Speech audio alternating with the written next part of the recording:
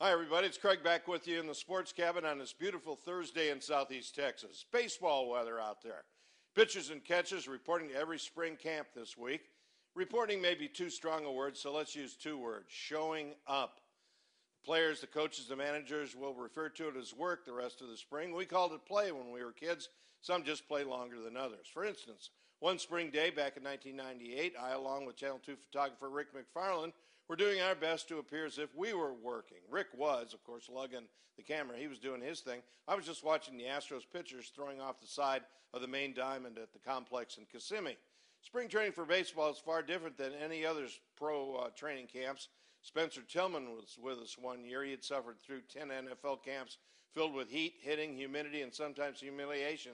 He asked me, what do these Astros do once the morning session is over? I told him the sad truth. They play golf. All right, back to me watching the pitchers. Billy Wagner, the soon-to-be ace closer, wasn't happy. Wasn't placing his pitches where he wanted them. He was frustrated.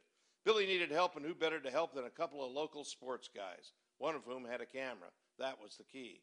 We told Billy we'd tape him. He could look at himself over and over and figure out if his mechanics were off. When we were kids, we called that throwing funny. Billy agreed, later said he did notice something that he had been doing after watching our tapes, like dropping too low or aiming his pitches. I yelled out something like, just let it fly. Pitching coaches all over the country now using that exact expression.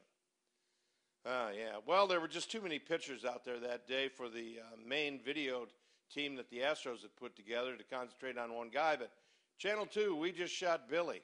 He went on to rack up 69 saves the next couple of years. The year after we talked to him, he struck out 124 and only walked 20. He became the darling of the fans and one of the keys to the team's long-running playoff success.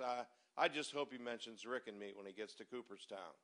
This is Craig Roberts on Click 2 Houston.